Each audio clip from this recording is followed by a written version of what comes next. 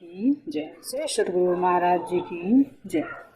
बंधु सतगुरु चरण को करो सुप्रेम प्रणाम। अशुभ हरण मंगल करण धनि देव चंद्र जी नाम। श्री प्राणनाथ सतगुरु परम विनय करो प्रणाम। उघरे विकट कपाट सुमरन जिनके नाम। श्री राम रतन सतगुरु मेरे काटो सकल कलेश। चरणों में करो वंदना हृदय करो परवेश। श्री प्राणनाथ निज मूलपति सिर में है राज शुभ नाम। तेज कुंवर श्यामा युगल को पल पल करो प्रणाम। पल पल करो प्रणाम। बोले श्री प्राणनाथ प्यारे की जय। श्री सतगुरु महाराज जी की जय। धामधनी के लाडले व आत्म संबंधी प्यारे सुंदर साथ जी, आप सबके चरणों में मेरा कोटि कोटि प्रणाम। प्यारे सुंदर साथ जी, अब हम देखते हैं जो सतगुरु महाराज जी ने हमारी पद्धति में हमारे जो पक्ष बताए हैं वे बताए हैं 108 7800 पक्ष, यानी जो हमारे 108 पक्ष हैं। तो जो 108 पक्ष है उन्हीं का जो एक सांकेतिक रूप है वो जो हमारी माला होती है, और माला में 108 मणके होते हैं। तो ये इस वास्तविकता का एक संकेत है। तो ये 108 क्या है? यानी जीव का अपने परमात्मा से मिलना है।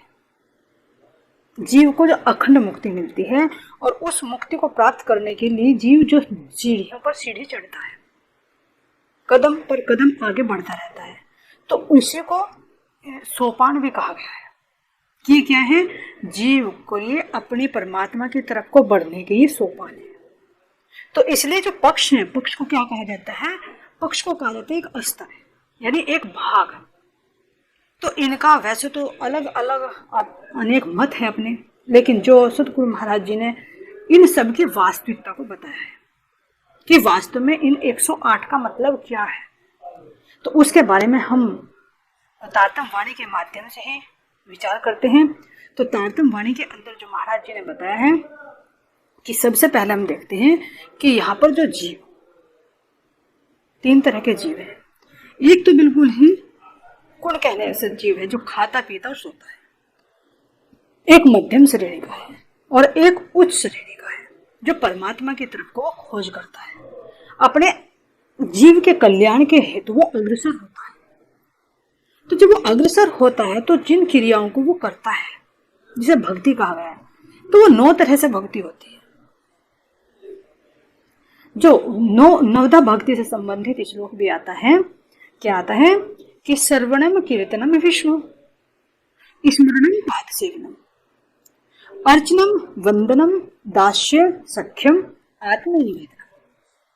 तो ये 9 भक्ति जो जीव की साधना के प्रथम चरण है। इस राह पर जीव अपने कल्याण की तरफ को अग्रसर होता है। तो ये जो 9 भक्ति है, इन 9 भक्तियों के विशेष आचार्य हुए हैं। आचार्य कहते हैं यानी जो किसी सिद्धांत को, किसी क्रिया को अपने आचरण में लाकर उसको व्यक्त करता है, तो उनको आचार्य कहा जाता है। यानी आचरण में जो ले आता है उनको आचार्य। तो जो ये 9धा भक्ति है, इनके विशेष आचार्य हुए हैं, यानी जिन्होंने इनको पूर्ण रूप से इन भक्तियों को निभाया है। और वैसे तो सब करते हैं, लेकिन जो पूर्णता, जिस तरह से वे इन भक्तियों पर सफल हुए, ऐसा तो शायद कोई नहीं होगा। तो देखते हैं कि सबसे पहला आती है श्रवण। तो श्रवण भक्ति किसने की? राजा परीक्षित ने। जब सुखदेव मुनि जी से श्रीमद् भागवत कथा सुनी, तो जिस तरह से उन्होंने 7 दिन तक एक ही आसन पर बैठकर बिना अन्न जल ग्रहण किए श्रीमद् भागवत कथा को श्रवण किया, और किसके लिए? लौकिक स्वाद के नहीं, अपने कल्याण के लिए, मोक्ष प्राप्ति के लिए। तो उन्होंने ये श्रवण भक्ति की। और कीर्तन भक्ति किसने की? श्री सुखदेव मुनि जी ने। जो श्रीमद् भागवत कथा सुनाई तो वो बिल्कुल निस्वार्थ भाव से सुनाई, और उस तत्व में डूबकर उसका वर्णन किया। अब इससे आगे स्मरण, तो स्मरण भक्ति किसने की?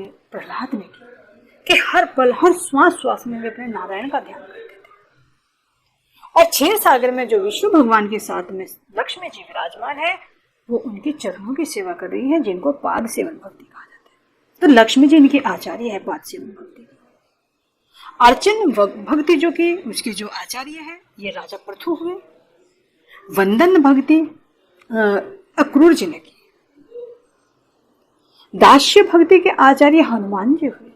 और सख्य भक्ति के जो आचार्य है वे अर्जुन जी हुए, यानी उन्होंने श्री कृष्ण से एक सखा भाव से भक्ति की। और आत्म निवेदन जो भक्ति है वो राजा बलि ने की। उन्होंने अपना सब कुछ तीनों लोक समर्पित करने के बाद में अपने आप को भी विष्णु के चरणों में समर्पित कर दिया। तो ये है नवधा भक्ति और नवधा भक्ति के आचार्य। अब ये जो नवधा भक्ति के तो आचार्य हैं, लेकिन और जीव भी इन्हीं भक्तियों के आधार पर परमात्मा की प्राप्ति करना चाहते हैं। तो अब ये जो नौ भक्ति है, इन नौ भक्ति को जो जीव करता है तो वो तीन भाव से करता है। पहला भाव क्या है? मर्यादा, परभाव और पुष्ट। तो तीन भाव से भक्ति की जाती है। तो परवाह भक्ति कौन सी होती है? यानी देखा देखी, उसका कुछ अता पता नहीं, उसके मतलब का कुछ पता नहीं है, बस किसी को करते हुए देखा तो करना शुरू कर दिया, ये हो गई परवाह। एक होती है मर्यादा, यानी जो मर्यादा में बंधे हुए कि हमारे पूर्वज इस कार्य को करते हुए आए हैं तो हमें भी ये करना है, एक मर्यादा हो गई। और तीसरा होता है पुष्ट, यानी जो इस भाव पर तटस्थ रहता है कि मुझे तो अपने आत्मा के कल्याण के लिए कार्य करना है तो करना है, और जो नहीं करना तो वो नहीं करना है। तो इस तरह से ये तीन तरह के भाव होते हैं। तो नौ भक्ति और तीन तरह के भाव। तो जब ये नौ भक्ति तीन तरह के भाव से होती है तो जब इनको मल्टीप्लाई किया जाता है तो 27 तरह की भक्ति बन जाती है, यानी 27 पक्ष हो जाते हैं। फिर अब ये जो भक्ति की जाती है, नवधा भक्ति तीन भाव से की जाती है, तो ये किसकी की जाती है? ये तीन गुणों के अधीन होकर की जाती है। और तीन गुणों की ही भक्ति की जाती है, जो तीन गुणों के अधिपति ब्रह्मा जी हैं, विष्णु हैं और शिव जी, जो सतलोक में रहते हैं। तो यहाँ तक जो तीन गुण हैं, तीन गुणों के जो देवता हैं, तो इन्हीं की तो भक्ति करते हैं। यानी ये जो 27 तरह की भक्ति है, कोई ब्रह्मा जी की करेगा, कोई विष्णु जी की करेगा और कोई शिव जी की करेगा। और इनके भक्ति करके फिर कहाँ को प्राप्त कर जाएंगे? ये सतलोक में, जो वैकुंठ है, वहां पर इनको मुक्ति मिलेगी। तो सतलोक के अंदर जो 4 तरह की मुक्तियां हैं, तो वे 4 तरह की मुक्ति कौन सी है यहाँ पर देखते हैं। जो 14 लोक ब्रह्मांड के अंदर जो सतलोक है, तो उस सतलोक के अंदर यहाँ पर जो ऊपर का सबसे ऊपर का लोक है ये सतलोक, तो यहाँ पर 4 तरह की मुक्तियां हैं। सालोक्य, सामीप्य, सारूप्य और सारूप्य। तो ये 4 तरह की मुक्ति है। सामीप्य, सालोक्य का मतलब है जब जीव यहाँ पर भक्ति करते हैं तो इनके लोक की प्राप्ति होती है, ये होगी सालोक्य। फिर दूसरी होती है सामीप्य, यानी यहाँ पर ये जीव जब मुक्ति मिलती है तो यहाँ पर ये अपने इष्ट के पास आसपास में ही रहकर सेवा करते हैं, उसको कहते हैं सामीप्य। और तीसरी आती है सारूप्य, यानी जो यहाँ पर पुरुष रूप में होते हैं तो यहाँ पर उनको विष्णु का रूप प्राप्त होता है, जो स्त्री होती है तो उनको लक्ष्मी जी का रूप प्राप्त होता है। तो यहाँ पर उनको जैसा ही रूप प्राप्त करके यहाँ का वो सुख उपभोग करते हैं। अब चौथी आती है सायुज्य मुक्ति, यानी वो ज्ञान से कि वो जो जीव होता है वो अपने विष्णु में या जिस जो भी उनका इष्ट होता है वो उसी में ही समाहित हो जाते हैं। तो यहाँ पर जीव 4 तरह की मुक्तियों को प्राप्त करता है। तो अब देखते हैं कि जीव यहाँ 14 लोक ब्रह्मांड के अंदर ये मृत्यु लोक है।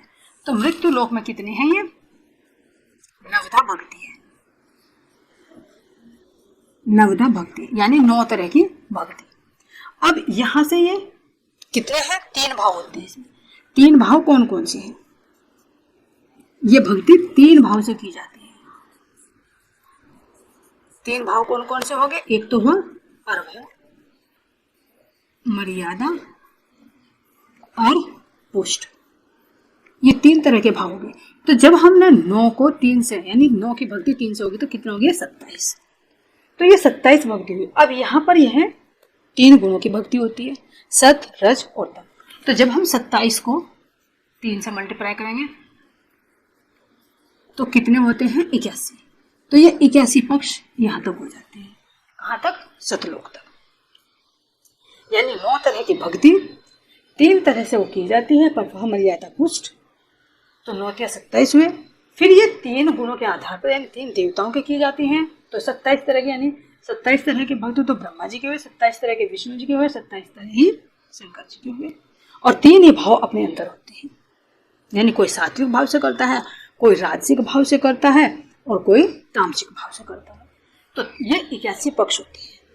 अब इनसे ये यहाँ तक के क्या है, ये सब भक्ति कौन सी आती है? इन भक्ति को कहते हैं, जो 81 भक्ति है, ये आ गई हमारी यहाँ तक सगुण भक्ति। 3 भक्ति होती है ना, तो ये आ गए सगुण भक्ति। अब इससे ऊपर आता है आदि नारायण का सूक्ष्म। ये पीछे वीडियो में पूरा खोना है, ये तो स्थूल हुआ, स्थूल से आप आगे आता है सूक्ष्म यानी महतत्व। तो महतत्व यहाँ पर इससे ऊपर आता है महतत्व यानी सूक्ष्म। तो इस महतत्व में जो महतत्व के उपासक होते हैं वे जो ब्रह्म को निर्गुण और निराकार मानते हैं, तो यहाँ तक तो दौड़ लगाई, लेकिन जो निराकार भगवान को मानते हैं तो वे इस शून्य निराकार के अंदर ही समाहित हो जाते हैं, इसको उलंघ नहीं पाते। तो यहाँ पर जो आते हैं महतत्व के अंदर, तो इसको निर्गुण भक्ति कहा गया है। ये कौन सी है यहाँ पर? निर्गुण भक्ति।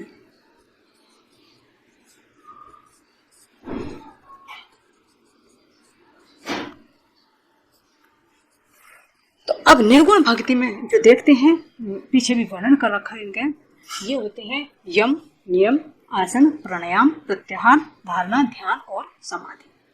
तो ये अष्टांग योग भक्ति भी कहते हैं। तो ये किसके अंदर चली जाती है? महतत्व के अंदर। तो ये निर्गुण भक्ति वालों की उपासना है। अब इससे ऊपर यहाँ पर जो आदि नारायण का महाखंड है, तो इसके अंदर तीसरी भक्ति आती है, ये पराभक्ति। यहाँ पर क्योंकि भक्ति के भी इसके साथ में देख रहे हैं हम 3 तरह की भक्ति है, तो कहाँ करता है? ये हो गई सगुण भक्ति, ये हो गई निर्गुण भक्ति और ये हो गई पराभक्ति।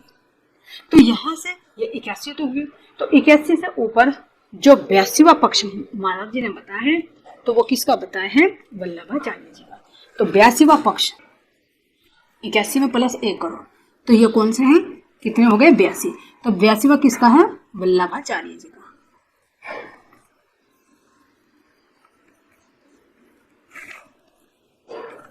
अब ये देखिए कि वल्लभाचार्य जी का क्यों महाराज जी ने वर्णन किया है। भक्त तो और भी हुए, लेकिन जो वल्लभाचार्य जी हैं, इन्होंने श्री कृष्ण जी की वो प्रेम भाव से भक्ति की, रास वाले स्वरूप की। जब श्री कृष्ण जी ने यहाँ पर बांसुरी बजाई थी, यहाँ मृत्यु लोक से गोपियां दौड़ी उस बांसुरी को सुनकर, तो ये वल्लभाचार्य जी ने भी उसी प्रेम भाव पर चिंतन किया। वे वापस नहीं आए, इसी प्रेम में डूबते चले गए। और वैसे तो देखो श्री कृष्ण जी की भक्ति भाई मीरा दास जी ने भी की, सूरदास जी ने भी की, और तुम्हारे और भी जो ये हुए हैं कृष्ण के भक्त, उन अन्य भक्त हुए तो उन्होंने सबने की, लेकिन उन सब में श्रेष्ठ कौन से हैं? सबसे श्रेष्ठ महाराज जी ने वल्लभाचार्य जी का वर्णन किया। इसीलिए तारतम वाणी के अंदर भी जो उन्होंने श्रीमद् भागवत की टीका की है, सुबोधनी टीका, तो उसका बहुत विस्तार से वर्णन किया है कि इन्होंने वल्लभाचार्य जी ने जो अखंड में ब्रज और रास है उसकी वास्तविकता को पकड़ा है। और वास्तविकता का वास्तविक रस तो अंदर चला गया, लेकिन उसके फिर भी एक अनुभव, उसका एक एहसास उनके अंदर रहा। तो जब यहाँ पर गोपियों ने जब बांसुरी सुनी और उस रास में पहुंची, तो उस रास की लीला का अनुभव करते करते, चिंतन करते करते ही ये यहाँ तक पहुंचे, आदि नारायण तक। तो इसीलिए महाराज जी कह रहे हैं कि 82वें पक्ष के बारे में कह रहे हैं, पख 82 में जो कहिया वल्लभाचार्य जी तहा पहुंचिया, श्यामा वल्लभ्या भी करी बड़ी दौड़, सो भी आई रहे इंठोर। अब क्या कह रहे हैं कि 82वां जो पक्ष है, वल्लभाचार्य जी तहा पहुंचिया और श्यामा वल्लभ्या भी करी बड़ी दौड़, सो भी आए रहे इंठोर। यानी जो श्यामा वल्लभी है वे भी यहाँ पर आए, इस रस के पीछे दौड़े, वे भी यहीं पर ठहरे, लेकिन अंतर क्या हुआ, फिर वल्लभाचार्य जी श्रेष्ठ क्यों माने गए? क्योंकि जो श्यामा वल्लभी या राधा वल्लभी थे, इन्होंने जब वो रस नहीं मिला, वो रस ऊपर पहुंच गया, तो इन्होंने यहाँ आकर इस ज्ञान को पकड़ लिया। और जो वल्लभाचार्य जी थे, ये वापस नहीं उठे, इसी प्रेम में स्थिर रहे, तो इसलिए सबसे ऊपर पहुंच गए, हद भूमि के अंदर से। तो इसलिए कह रहे हैं कि पग 82वां जो कहिया वल्लभाचार्य जी तहाँ पहुंचिया, सामा वल्लभिया भी करी दौड़, सो भी आए रहे इन ठो। अब इन्हीं के वास्तविकता में क्या बता रहे हैं कि छेद इनमें किया सही, पर अखंड दृष्टि आया नहीं, आड़े सुन भई निराकार, पहुंच ना सके ताके पार। तो इसमें क्या है, कह रहे हैं कि छेद इनमें किया सही, क्या कह रहे हैं, छेद इनमें किया सही, पर अखंड दृष्टि आया नहीं, आड़े सुन भई निराकार, पहुंच ना सके ताके पार। वे वल्लभाचार्य जी ये हद भूमि के ही हैं, तो इसलिए इस इंड में इन्होंने छेद तो किया, यानी उनकी वास्तविकता को तो पता किया कि ब्रजरास ऊपर है, क्योंकि वो रस तो ऊपर चला गया, ब्रह्मात्माओं की लीला थी, लेकिन इसमें से पार का अनुभव तो किया, और जो अखंड ब्रज और रास था वो दृष्टि में नहीं आया। क्यों नहीं आया?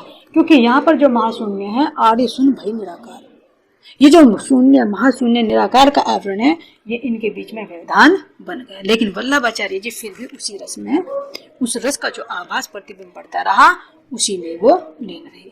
और कहाँ पर पड़ा है प्रतिबिंब? आदिनारायण के महाकरण में। इसलिए कह रहे हैं कि इनो की तो ऐसनंद, पीछे फेर पकड़िया प्रतिबिंब, यानी इनकी वास्तविकता क्या हुई, वल्लभाचार्य ने उस अखंड ब्रज रास को पकड़ना तो चाहा, दौड़ना तो चाहा उनके पीछे, लेकिन हद के होने के कारण बेहद में प्रवेश नहीं कर सके। तो उन्होंने वापस में जो आदिनारायण के महाकरण में प्रतिबिंबित ब्रज रास है, उस प्रेम रस में डूब गए। तो इसलिए हद भूमि के माध्यम से इस उनको भी पराभक्ति कही गई है। अब देखते हैं, ये तो सारा हो गया सोपन का ब्रह्मांड, हद भूमि का ब्रह्मांड, मोह के आवरण से जो ढका हुआ है। अब इससे ऊपर की जो वासना है, जो महाराज जी कह रहे हैं कि मैंने इस पूरे भव सागर का मंथन किया, जैसे समुद्र मंथन हुआ था, और समुद्र मंथन के समय उसमें से 14 रत्न निकले, तो इसी तरह से महाराज जी कह रहे हैं कि मैंने जागृत बुद्धि के माध्यम से इस सोपन के ब्रह्मांड का मंथन किया, और इस मंथन से मैंने 5 रत्न निकाले। तो वे 5 रत्न कौन से हैं? सुखदेव, सनकादिक, कबीर, महादेव जी और विष्णु भगवान। तो ये 5 रत्न निकाले, क्योंकि ये 5 बेहद भूमि के हैं। अब पता कैसे लगा कि बेहद भूमि के हैं? इन्हीं के ज्ञान से। जब ये वासनाएं यहाँ पर आई हम ब्रह्मात्माओं के कारण, और इन्होंने जब अपना ज्ञान प्रकट किया, तो उनके ज्ञान के माध्यम से पता चला कि वास्तव में ये बेहद के हैं। जैसे मान लीजिए कि ये संसार तो पूरा ऐसा एक बंद कमरे की भांति है, इसमें कोई किसी को कोई सुध नहीं है, मोह, अज्ञान, भ्रमना, कर्म, काल, सुन, सारे नाम इसके हैं, नींद का ब्रह्मांड है। तो मान लीजिए जैसे एक ये अंधेरा बिल्कुल बंद कमरा हो, और बंद कमरे के अंदर से थोड़ी सी कहीं से रोशनी आए, तो फिर पता चलेगा अरे इस बंद कमरे से ऊपर भी कोई चीज है। तो इसी तरह से इस सोपन के ब्रह्मांड के अंदर जब इन 5 वासनाओं ने अपना ज्ञान दिया, तो उनके ज्ञान के माध्यम से पता चला कि इससे भी बड़े कुछ है। उन्होंने वहां का ज्ञान दिया। तो अब देखते हैं कि महाराज जी ने जो 5 रत्न निकाले, तो तारतम वाणी में इनकी महिमा के बारे में महाराज जी ने क्या कहा है कि कौन कौन से 5 रत्न हैं। तो इनका जो 5 वासनाओं का है, तो 5 वासनाओं का कौन सा आएगा, ये 83वां पक्ष आ जाएगा। 83वां पक्ष किसका है? 5 वासनाओं का।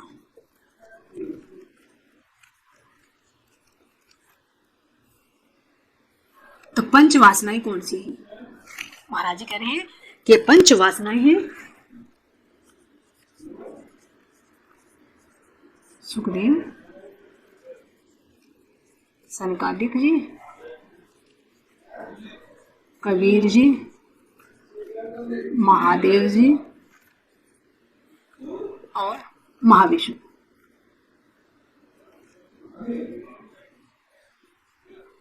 महाविष्णु, ये 5 वासना है। तो ये 5 वासनाओं का कौन सा हुआ? ये 83वां पक्ष। तो ये कहाँ के है? ये बेहद भूमि की है। ये सब कहाँ तक की थी? ये 81 82 जो है ये सब कहाँ के हैं? इस हद भूमि। और बेहद का है ये 83वां पक्ष। तो तारतम वाणी के माध्यम से महाराज जी कह रहे हैं कि 43वां पक्ष जो परवान, जो वासना पांचों लिया निर्वाण, ये पांचों कहूं अपनायत, दिखाऊं शब्दातीत घर। तो ये जो 83वां पक्ष है इसको 5 वासनाओं ने लिया। तो महाराज जी कह रहे कि 5 वासनाओं की जो वास्तविकता मैं तुम्हें बता रहा हूं अपना समझ के बताएं, तो मेरे परमधाम के रूप है, ताकि तुम इनके ज्ञान से वाकिफ हो, इनके जो साक्षी है उनसे तुम वाकिफ हो, ये कहाँ का ज्ञान लेकर आई। तो इनको मैं कह रहा हूं तो तुम्हें अपना समझ कर कह रहा हूं, और फिर मैं तुम्हें इनके बारे में बताकर मैं शब्दातीत घर के बारे में भी बताऊंगा। तो ये 5 वासनाएं कौन कौन सी कह रही है? एक भगवान जी बैकुंठ के नाथ, महादेव जी तिनके साथ, सुखदेव और सनकादिक दोए, कबीर भी इत पहुंच आए। तो ये 5 वासनाएं हैं एक भगवान जी बैकुंठ के नाथ, जो यहाँ पर सतलोक के अंदर विष्णु भगवान है, उनके लिए कह रहे हैं, और इनका मूल जो आदिनारायण है। तो एक भगवान जी बैकुंठ के नाथ, फिर यहीं पर देखते हैं महादेव जी तिनके साथ। तो महादेव जी, अब देखते हैं विष्णु भगवान के ज्ञान से माध्यम से कैसे पता चलता है कि इनसे परे कुछ है। अब मान लीजिए ये विष्णु भगवान है, तो ये भी क्या करते हैं? ध्यान करते हैं। ऊपरले माने वहां विष्णु है, आदिनारायण, ये भी ध्यान करते हैं।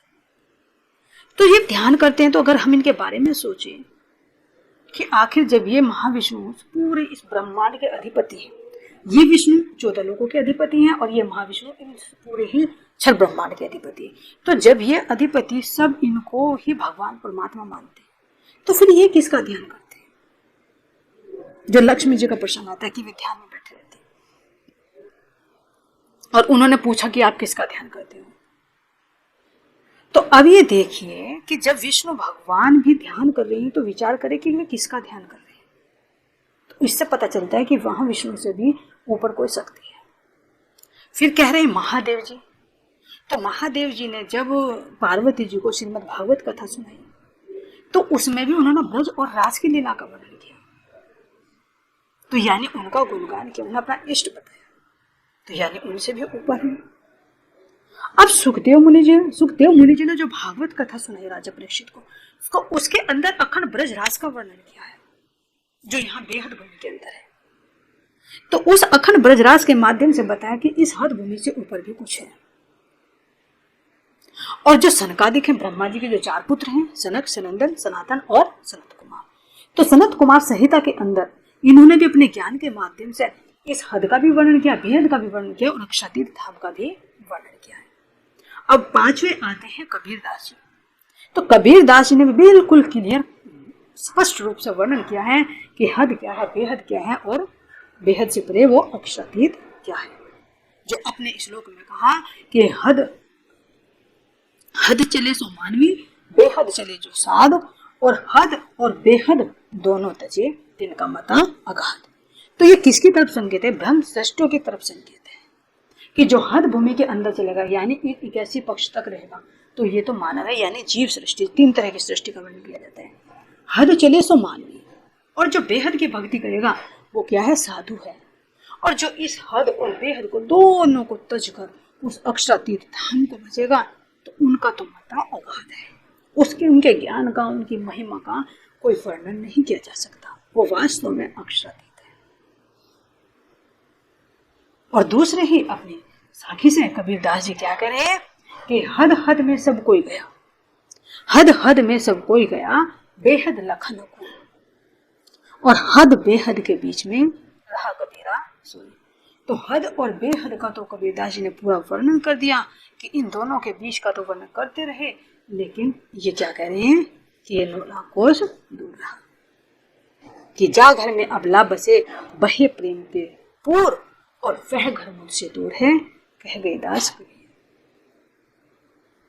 तो क्लियर वर्णन किया गया है कि वो अक्षरातीत धाम कहां पर है। तो इनके 5 वासनाओं के ज्ञान से पता चलता है कि वास्तव में इससे भी ऊपर कोई स्थान है। तो ये ज्ञान कहाँ से लाए? यहीं से पता चला। तो इसलिए महाराज जी कह रहे हैं कि मैंने इस पूरे भव सागर का मंथन किया और मंथन करके मैंने इसमें से 5 रत्न निकाले। तो ये 83वां जो पक्ष है किसका है? ये पंचवासनाओं का।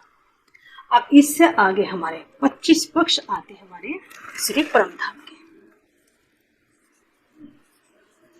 ये 25 पक्ष हमारे श्री परमधाम के आते हैं। तो अब देखते हैं हम, ये हमारे 83 तो ये हो गए हद के। तो अगर हम इसको प्लस करें 83 और प्लस 25 तो कितने हो जाएंगे? हमारे हो जाएंगे ये 108। तो ये 108 हमारे पक्ष बनते हैं। तो अब महाराज जी इस 25 पक्षों का जो वर्णन कर रहे हैं कि वो जो परम धाम है उनके 25 पक्ष हैं। तो उसके बारे में कह रहे हैं कि पक्ष 25 या ऊपर हुए तारतम के वचन है सोई। इनसे ऊपर जो परम धाम के 25 पक्ष हैं ये क्या है? ये तो तारतम के वचन है। कौन से हैं 25 पक्ष? धाम तलाब कुंज वन सोहे, माणिक लहरे वन की जोए, पश्चिम चौगान बड़ोवन कहिए, पुखराजी जमुना जी लही, आठों सागर 8 जिमी के, ये 25 पक्ष ने धाम धनी के। तो ये 25 पक्षों को पूरा मिलाकर ये 108 पक्ष बनते हैं। तो जब महाराज जी कह रहे हैं कि परम धाम के जो पक्ष हैं, जब आत्मा इनकी बातों को सुनती है, इन पर मंथन करती है, तो तब महाराज जी कह रहे हैं कि वही इस तारतम का सार है। जो ये तारतम वाणी है, या पूरा ये जो सार है, इस सब का सार ये 25 पक्ष है। क्योंकि ब्रह्मांड तो कुछ है नहीं, बनता और मिटता है, बनता और मिटता है।